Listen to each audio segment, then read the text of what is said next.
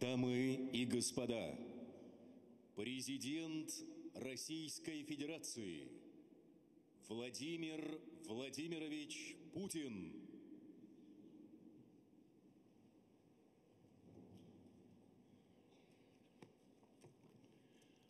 Дамы и господа, дорогие друзья, Mes chers amis, прежде всего, avant toute chose, приветствую je voudrais vous souhaiter sincèrement la bienvenue, vous remercier. надежных друзей и партнеров. Remercier nos amis, nos partenaires.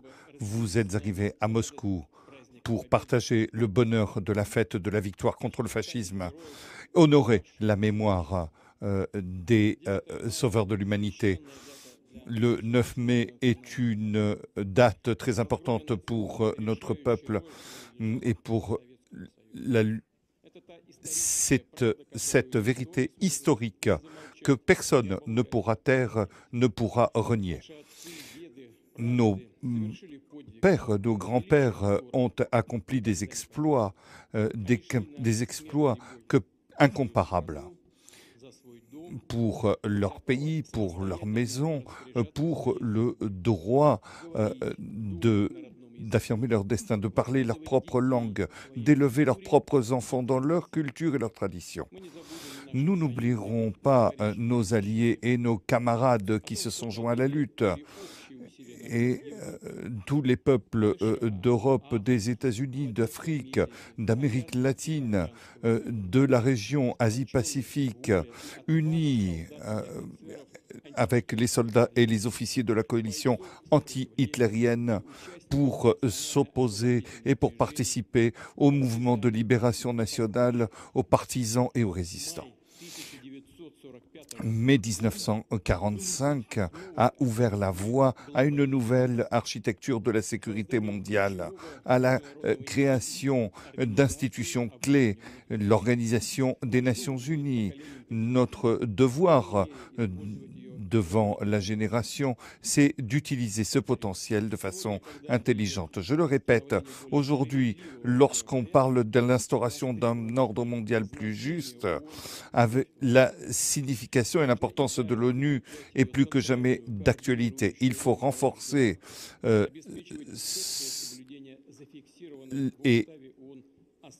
ce qui a été fixé dans la charte, les principes de la charte des Nations Unies dans leur ensemble.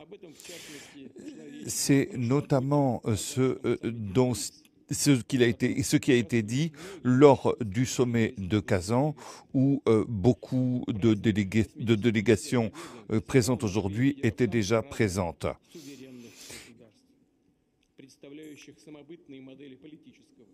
Il faut des représentants des modèles politiques et de développement économique et social avec des différentes religions, civilisations et cultures.